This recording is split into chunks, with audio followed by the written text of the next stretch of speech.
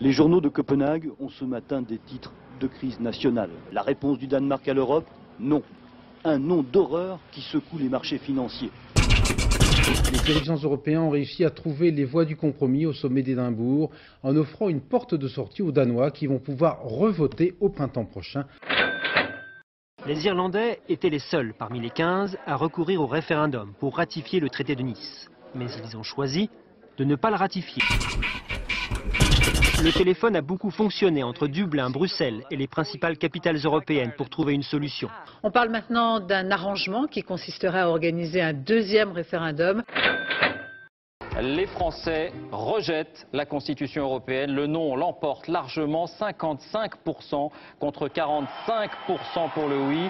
Vous avez majoritairement rejeté la Constitution européenne. C'est votre décision souveraine. Mais ne nous y trompons pas. L'avenir de la France et le destin de l'Europe sont liés. Intimement liés. Maintenant, l'enjeu est de remettre de la politique en Europe. De ne plus abandonner l'Europe. Alors le traité de Lisbonne qui a été signé ici derrière moi il y a quelques heures est une réplique fidèle à 90% de la Constitution européenne. 54,4%, c'est le pourcentage du non des Irlandais au traité européen de Lisbonne, un non qui s'est exprimé par référendum. Le Premier ministre Brian Cowen n'avait pas le choix, la pression de Bruxelles était énorme. Les Irlandais auront droit à un deuxième référendum d'ici fin octobre 2009. Que se passe-t-il si les Irlandais disent à nouveau non? Eh bien, on leur reposera la question une troisième fois, jusqu'à ce qu'ils disent oui. Non, mais c'est ça le problème.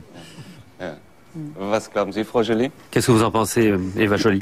Je pense que la crise économique les a tellement durement frappés que l'arrogance qui les avait fait refuser, ne pas comprendre leur intérêt, change la donne et qu'ils ne rétorqueront plus. Je pense pas.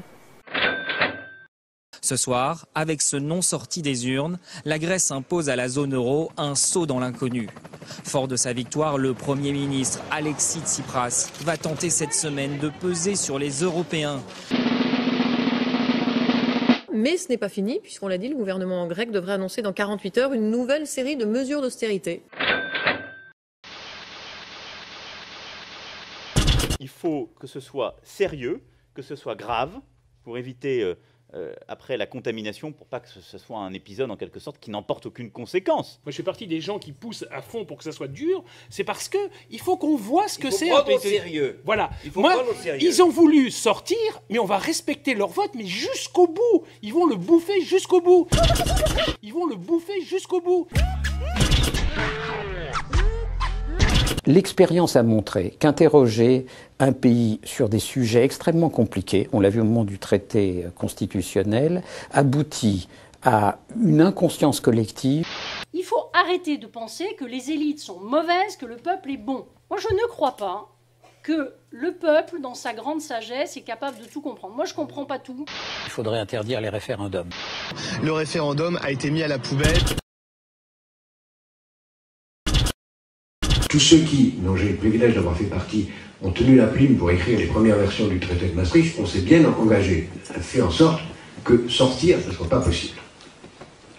On a soigneusement oublié d'écrire l'article qui permet de sortir. C'était pas très démocratique, évidemment, mais c'était une grande garantie pour rendre les choses plus difficiles, pour nous forcer d'avancer.